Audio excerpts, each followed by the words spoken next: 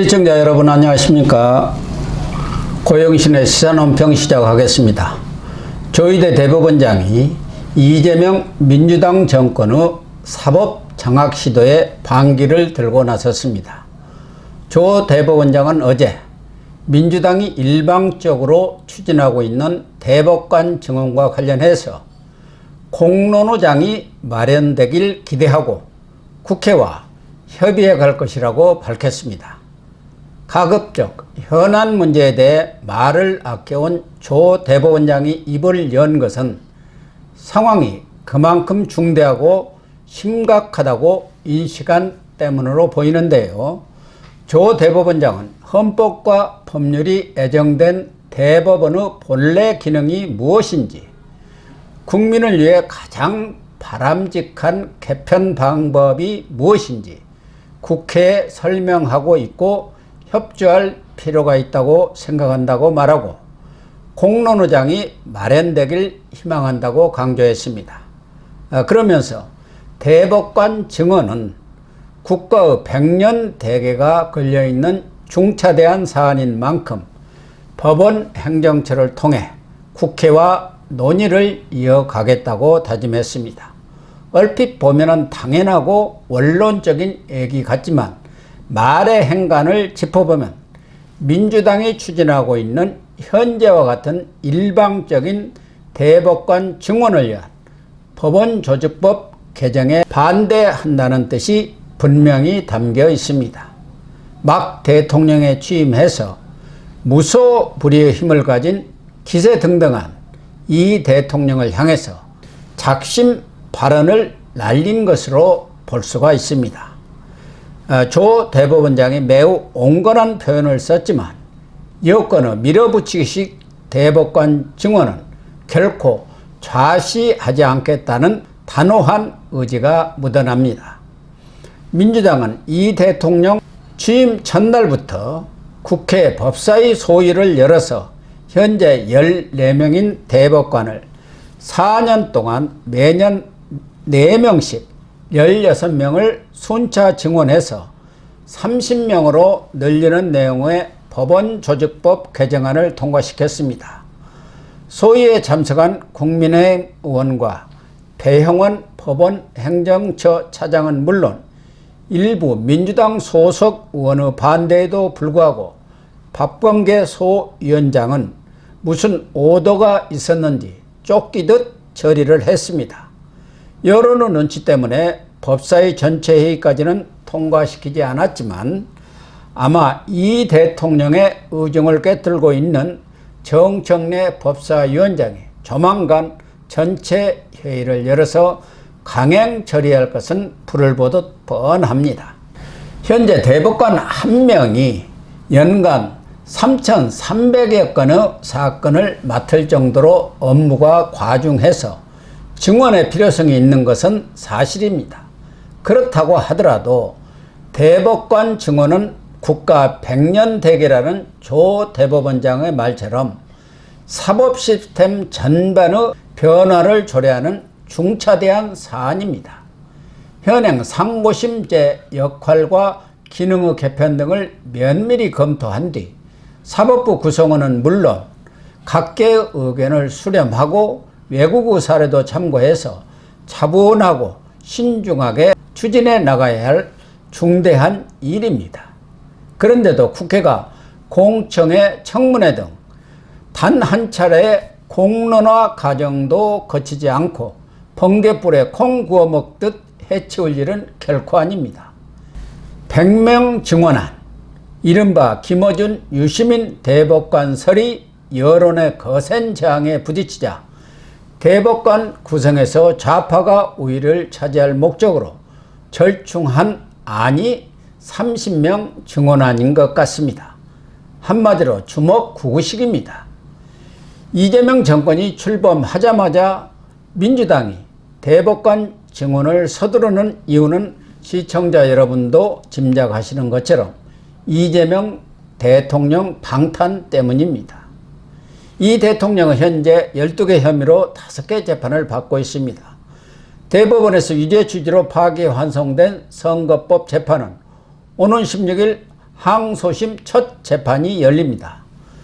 대선 전 민주당이 대법원장과 대법관들을 탄핵하겠다고 협박하면서 서울고법 항소심 재판부가 무릎을 꿇고 재판을 대선 후로 연기했지만 16일 파기항소심 재판을 미룰 명분은 없습니다. 이 대통령이 선거법 재판은 1심에서 징역 1년, 집행유예 2년을 받았으나 항소심에서 무죄로 뒤집혔습니다. 그러나 대법원에서 대법관 절대 다수가 유죄 취지 파기환송 선고를 내렸기 때문에 파기환송심 재판은 형량만 결정하면 됩니다. 벌금 100만 원 이상 유죄가 선고되면 최종 대법원 선고가 남아있기는 하지만 사실상 유죄 확정이 된 것이나 다름없습니다. 사법 리스크가 되살아난 이 대통령은 임기 시작과 동시에 엄청난 파란에 휩싸이게 됩니다. 22일에는 대장동 재판이 예정되어 있고 유증교사 재판도 곧 재개될 처지입니다. 이 때문에 민주당은 서울고법 항소심의 재판을 무산시키기 위해서 탄핵 협박이 먹히지 않는 조 대법원장을 압박하는 카드로 대법관 대폭 증언을 밀어붙이고 있는 것 같습니다. 민주당 안대로 대법관이 증언되면 이 대통령 재임 중 조 대법원장을 포함해서 기존 10명의 대법관이 임기 만료로 교체되고 여기에 친여 성향의 대법관 16명이 추가되면 대법원은 완전히 이재명 정권의 손아귀에 들어갑니다. 보수 중도 우유 대법원 구성도 완전 진보 우위로 바뀌게 됩니다. 그렇게 되면 장기적으로 이 대통령과 관련된 재판이 무력화될 것은 말할 것도 없고 현재 진행 중인 정진상, 김용 같은 측근들의 재판을 비롯해서 여당 무죄, 야당 유죄 판결이 일상화되지 말란 법이 없습니다. 대표적인 사례가 남미 베네수엘라의 마두로 정권입니다. 마두로 정권은 2004년 20명이던 대법관을 32명으로 늘렸습니다. 그 이후 마두로 정권에 반하는 대법원 판결이 단 한 건도 나오지 않았습니다. 그 결과 사법부가 무력화되면서 베네수엘라는 대표적인 정치 경제 후진국으로 전락했습니다.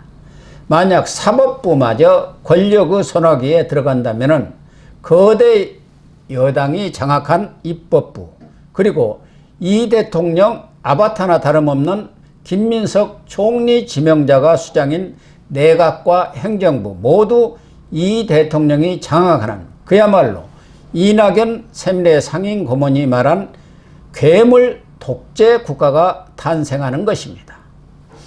민주당은 파기환송심 선고는 코앞에 닥쳤고 대법관 증언 등은 시간이 걸리기 때문에 이미 대통령이 된 이재명 관련 재판을 모두 중지시키도록 하는 형사소송법 개정안과 선거법의 허위사실 공표 제중, 행위 부분을 삭제하는 공직선거법 개정안을 법사위 전체 회의에서 통과시켜 본회의 처리만 남겨놓고 있습니다. 이 법안이 통과되면 이 대통령은 모든 재판이 중지되고 선거법 위반도 면소 판결을 받습니다. 워낙 이 대통령 한 사람을 위한 꼼수 법안이다 보니 여론의 눈치가 보여서 법안 처리에 속도 조절을 하고 있는 것 같습니다. 이런 상황에서 나온 조 대법원장의 발언은 이 정권의 협박에 굴복하지 않겠다는 선언이자 사법부 독립을 지켜내겠다는 각오를 천명한 것이라고 봐도 무방할 것 같습니다. 조 대법원장이 사법부 장악 움직임에 제동을 걸고 나온 배경에는 명시적으로 언급하지는 않았지만 이 대통령의 재판도 정권의 입맛대로 그냥 묻어두고 갈 수 없다는 메시지가 담겨 있는 것으로 보입니다. 이 대통령 재판 진행 여부는 해당 재판부가 판단할 사항이라고 밝힌 바 있지만 법과 원칙에 따라서 재판은 계속돼야 한다는 사법부 수장의 입장이 드러난 만큼 선거법 파기환송심 재판 등에도 적지 않은 영향을 미칠 것으로 예상이 됩니다. KBS, MBC, SB 등 지상파 방송 3사가 지난 대선 투표자 5,190명에 물은 결과 63.9%가 이 대통령의 재판은 계속돼야 한다고 응답했습니다. 민주당 지지자들조차도 재판 계속이 42.7%, 재판 중단이 44.4%로 거의 엇비슷하게 나왔습니다. 비록 이 대통령이 49.42%의 지지를 받아서 대통령에 당선이 되었지만 우리 국민 대다수는 사법부의 독립은 지켜져야 하고 대통령도 법 위에 군림할 수 없다는 평범한 상식에 동의하고 있는 것을 보여주고 있습니다. 만약 이 대통령의 방탄을 위해서 사법부를 겁박하고 1인 독재를 정당화하는 방탄법 처리를 강행한다면 임기 초부터 민심의 거센 저항에 부딪힐 것이라는 준엄한 경고나 다름없습니다. 이재명 정권이 임기 시작 후 열린 첫 임시국회에서부터 내란 광풍을 몰고 올 특검법부터 처리하는 것을 보면서 국민 통합을 부르짖고 모든 국민을 아우르는 통합 대통령이 되겠다고 한들 과연 믿을 사람이 몇 명이나 되겠습니까? 방송 마치겠습니다. 시청해 주셔서 감사합니다.